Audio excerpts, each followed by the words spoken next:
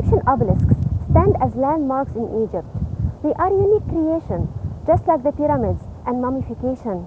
Today, I'm in the eastern quarries in Aswan, witnessing a miracle, the miracle of polishing the obelisks. So you can see here there is a very big ball of diorite stone. This ball was used to polish the hard surface of the obelisk by hand like that.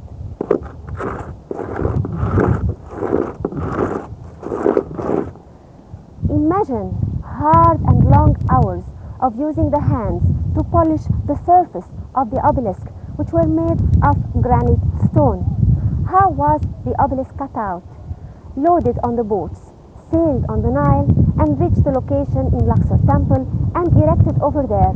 All of these questions remain unanswered. But when you come to visit Aswan, do not forget to include the visit of the unfinished obelisk in your program.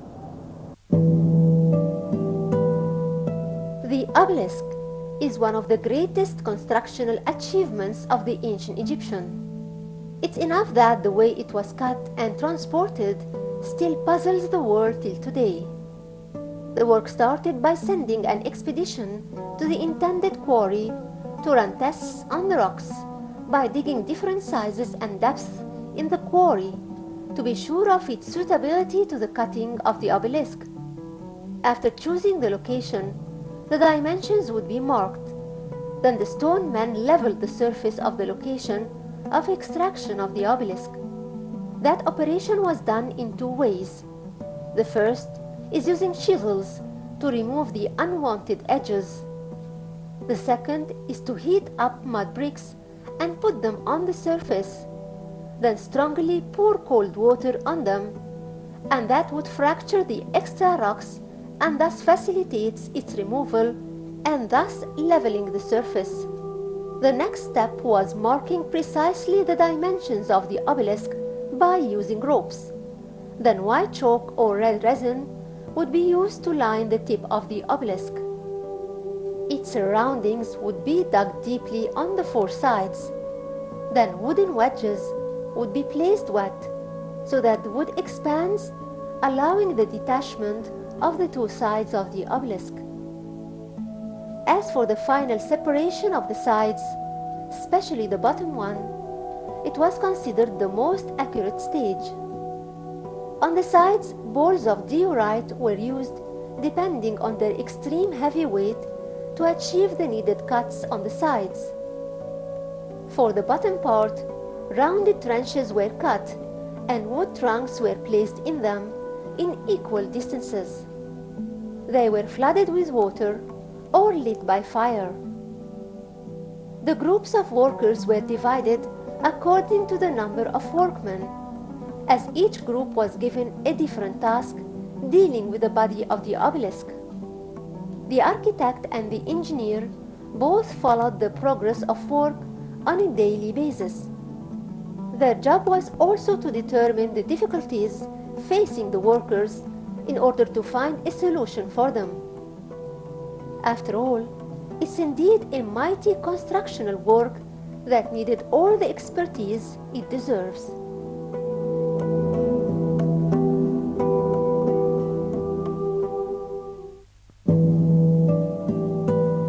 The period of time in the frame of which an obelisk was cut is only known to us through the text inscribed on one of the two obelisks of Queen Hatshepsut erected in Karnak Temple. It states that the operation of cutting the two obelisks, each 30 meters high, took 7 months. Some researchers think that each obelisk might take more than 8 months, regarding the size of the obelisk and the nature of its stone, and the number of workers involved and the working hours. An important question poses itself though. Did the final leveling of the obelisk's surfaces and the relief of the scenes and texts took place in the quarry, or that happened in the location of its erection? It's clear that the polishing of the sides of the obelisk happened when it was still in the quarry, except for the bottom part, which was used for moving it, so that the stonemen can deal with its transportation. The final leveling was made after the obelisk was transported to its destination. As for the scenes and the accompanying texts, they seem to be done while the obelisk was still in the quarry, for an unfinished obelisk of King Seti I was found in the quarry of Sam'an mountain on the west bank of Aswan. Nevertheless, the scenes and the texts were relieved on the three sides of the pyramidion on the top. On the other hand, others see that the obelisk was transported from its quarry as a block of stone. The damages done during its transportation and erection would be rectified then. After that, inscription and reliefs of hieroglyphic texts started. In all cases, it's a remarkable creation, especially when we remember that it's one single piece of pink granite, and how it was cut, transported and erected, and most of all, how some of these obelisks still stand in glory, facing all the nature and human impacts.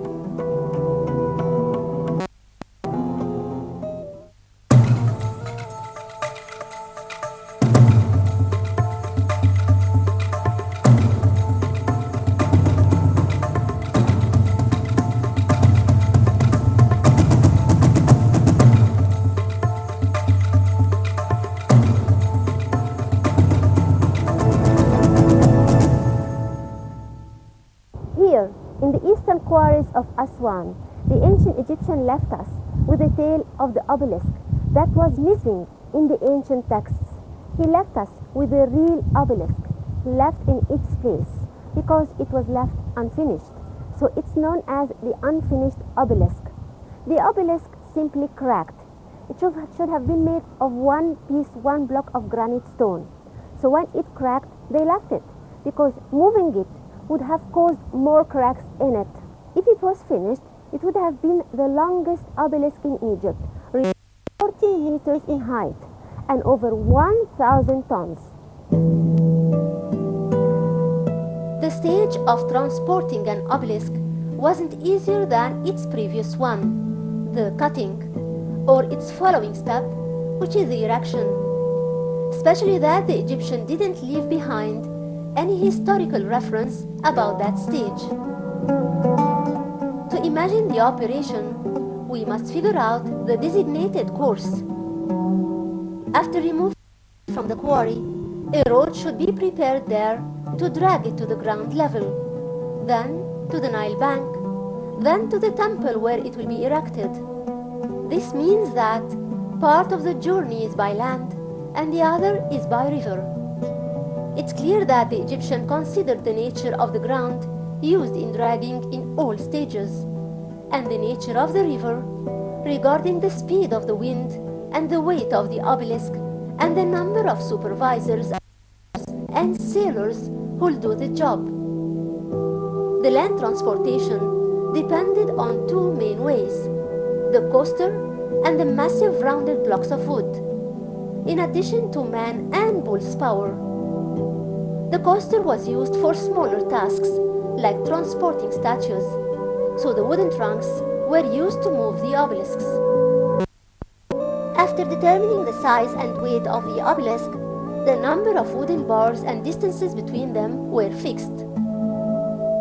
With the help of cranes, the trunks were placed underneath the obelisk, which would be pulled at the front by people and oxen and pushed from the back until it reaches the shore. The path from the quarry was paved, and certain liquids were thrown on the ground to prevent the friction between the body of the obelisk and the floor, which might result in sparks and fire. It's also possible to imagine the care with which each of these steps was done in favor of the cult of Amun.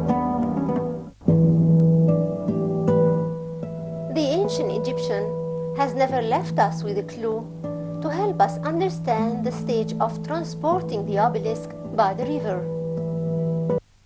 Even the only scene that represents the transportation of the two obelisks of Queen Hatshepsut, and which is recorded on the walls of her temple of El Deir el Bahari, is not very useful. The scene shows the operation of transporting the two obelisks from Aswan to Luxor. A big ship appears carrying on its board two obelisks with their bases facing each other. Each one is placed over a raft, maybe used to lighten the collision between the obelisks and the body of the ship. The ship was tied to 3 groups of boats tied with each other. Each set is composed of 10 boats in each row. Each boat had a short sail and a rope stretching from its front and passing by the tip of the sail, ending at the rear of the boat by its tiller. It's clear that all the boats are tied by a thick tall rope that joins between the front of each boat and the sail of the boat preceding it, turning the whole row into one sailing unit.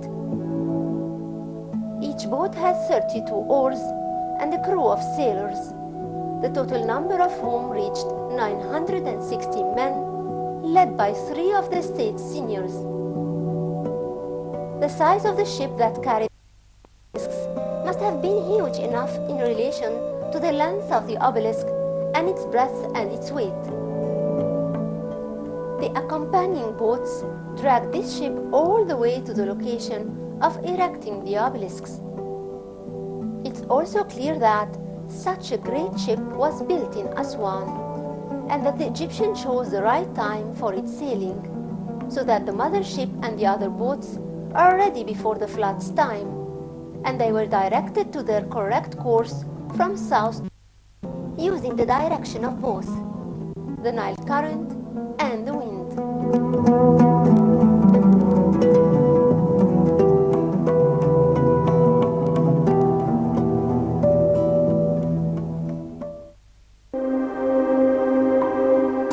If it was possible to picture an image of some of the stages of work in the obelisk, the hardest stage remains difficult to be understood. It's a stage of erecting the obelisk. How could that be done when the Egyptians didn't know lifting machines like the cranes of our modern times, which are able to lift up these huge masses? It's very clear that the Egyptian used his mind and brains more than he used his muscles to move blocks of stones, either small or big. That was done by applying the lever style. Their method was based on the fact that moving and lifting mass by simple ways prevents its scratching or breaking. It appears that the ancient Egyptian had the knowledge of mechanics and therefore aware of the theory of the bend and the relation between the mass and the space around it. There are several views of engineers and architects and archaeologists about the method of erecting an obelisk. One of them talks about putting the bottom of the obelisk in the vacant shaft right above one of the sides of the granite pedestal. The sand in the well would be evacuated step by step, while lowering the obelisk vertically in the shaft until it can be pushed towards the base directly. Another theory says that the obelisk was dragged on a slope until it reaches its peak. Then the ground would be dug underneath it after putting its edge at the top of the shaft, then lifted up in a step to rest over the base. The method of erecting the obelisk remains an open gate for intellectuality and witness to the geniusity of the ancient Egyptian.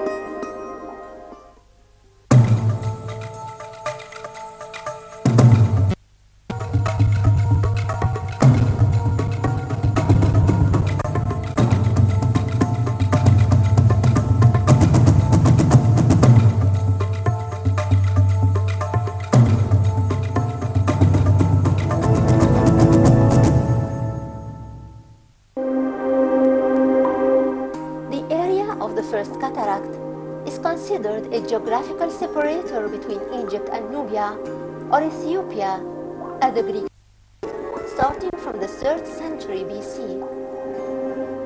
This area controlled the southern gate of the Egyptian borders and played an important and distinctive role throughout thousands of years. Elephantine was one of the islands of the First Cataract, and ever since the Old Kingdom considered a fortress on the borders, protecting the southern entrances and directing campaigns of discipline to the territories there, besides forming a market of trade with Nubia. This is confirmed by the name facing east of the island, for it was called Suno, which means the market, which the Arabs later called Aswan. During the Greek period, the Ptolemaic kings controlled Lower Nubia, but their actual authority didn't practically exceed more than 110 kilometers south of Aswan. This region was given the name Dodeca-Shoinos, as it included important cities like Dabut, Kalabsha, Garfosen, Kuti, and El Mahraka. The influence predominated the Nubian culture, but in the second half of the 3rd century BC, the situation changed when the Marwayan king Arkamani I ruled. He was known to the Greeks as Ergamenes and was a young man who got educated in the royal Ptolemaic palace by the most famous Greek philosophers and was highly affected by the Greek culture. This was clearly seen in the Marwayan culture, but the Egyptian culture dominated overall. This is shown in all the remaining monuments of the Marwayan civilization in Egypt. In general, the relations between the Ptolemaic country and the kingdom was amicable. This was translated into building common temples, the most important of which is Philae Temple, the most famous island of the First Cataract.